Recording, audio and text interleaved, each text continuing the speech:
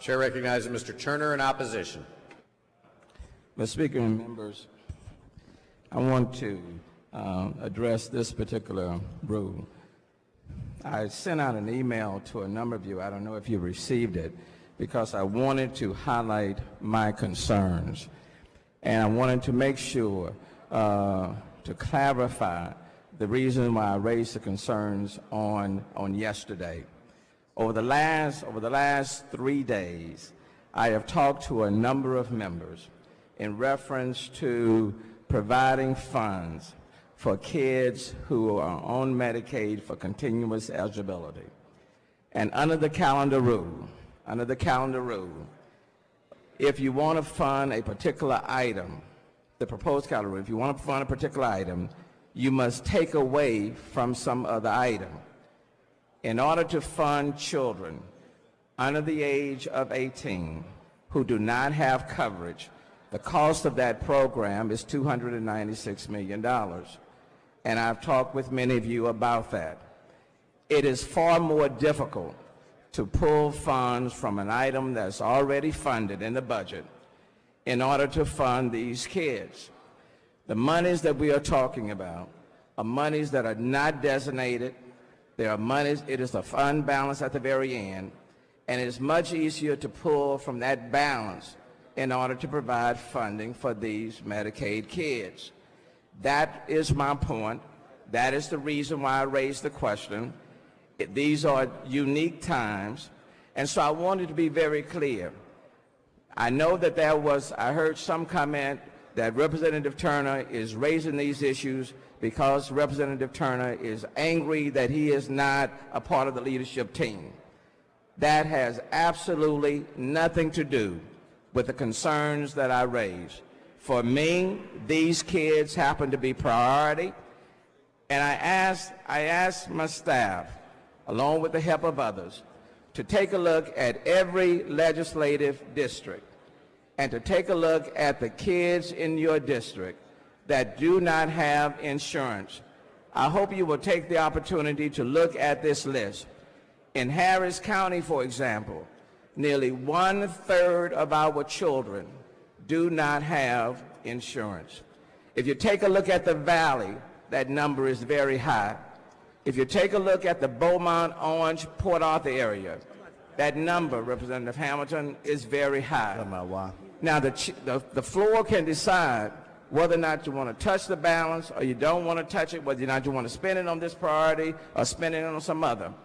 But I recognize that the decision that we make today, in large part, will have a big determination on whether or not we provide assistance to these kids.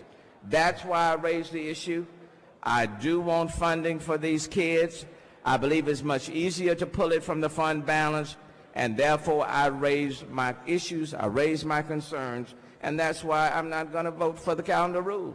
Because to me, in voting for the calendar rule, for what purpose, Mr. Coleman? You essentially, in large part, Mr. Turner, do you yield? You're going a long way, not at this time, you're going a long way to not funding these particular kids. And so I'm asking you to take a look at the data. The data speaks for itself. That's the reason why I raised the concerns. That's why I went to you asking you to support it as a top priority. And if it's going to be a top priority, there ought to be a way to fund it. And that's my point. That's why I raised it. And that's why I shall be voting no on the calendar rule. Mr. Speaker, will the gentleman yield? Do you yield, Mr. Turner? Yes, I'll be more than happy to yield. And first of all, you have been a leader and are a leader on making sure that children are insured, and this is a high priority, the 12 months eligibility for children in this session of the legislature, and you have taken strong leadership on that. And many members have signed on with you to move this issue, and so have I. So, well, I guess in saying that, I don't believe that you're not disingenuous at all. You are doing this because you feel very strongly about the issue, and it's a real issue. Is that correct? That is correct. Representative Coleman, I do not have any problem with the calendar rule as it relates to the dollars that have already been appropriated for specific items. if there was not an $800 million balance that's not ascribed to any particular purpose, I wouldn't be raising this issue. And I will tell you, I'll be quite candid and very honest. If the monies for these kids were already included in the budget, I would not be standing up on this issue. And I would vote for the calendar rule. I'll be very, very direct and very, very candid with you. And my opposition to the calendar rule relates to the fund balance and doing everything that I believe we can do to make sure that these kids are funded, and it is a top priority. And you're right, and I just wanted, when you said the comment, I just want the body to know, they may not know how hard you've been working on this and how important it is, and that it is not sour grapes, that you're not doing sour grapes. That is not what's happening this session. You are working very hard on things that you've always worked on, and that you're working closely with everybody on those things, and have been, as you always are, a leader in this House.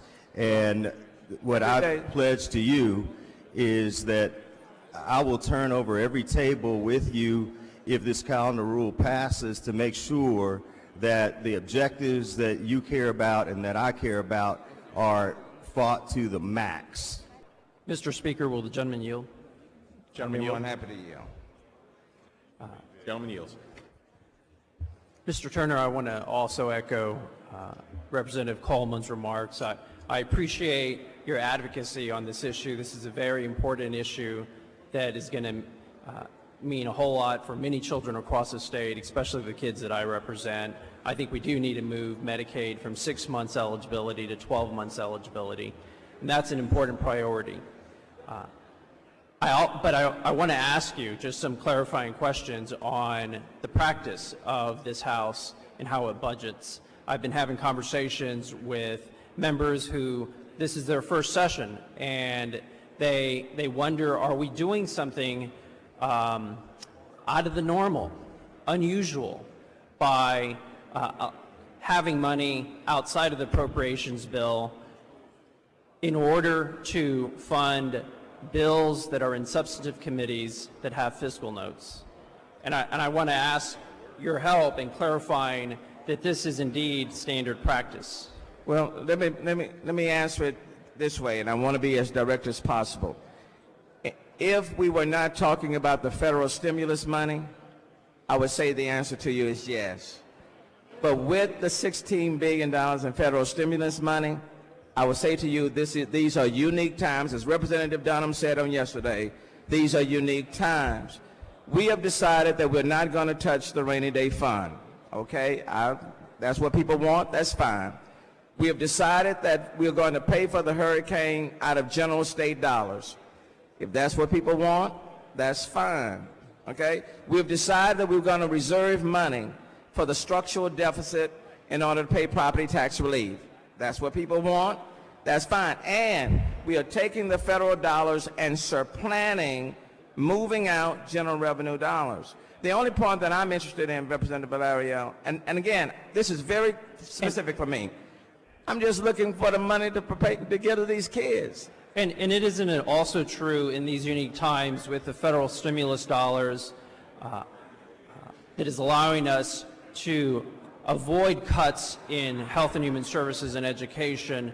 We are actually setting aside, outside of the appropriations bill, less money than we have in just last legislative session. Today's estimate is between $300 million and $800 million, and if I recall the last budget cycle, we set aside more money. Representative Oliveira raises a point of order. The gentleman's time has expired. The point of order is well taken and sustained. I will oppose the calendar rule because I believe if we do so, it will be very difficult for these kids to get the continuous eligibility that they rightfully deserve. And that is the reason why I will vote no.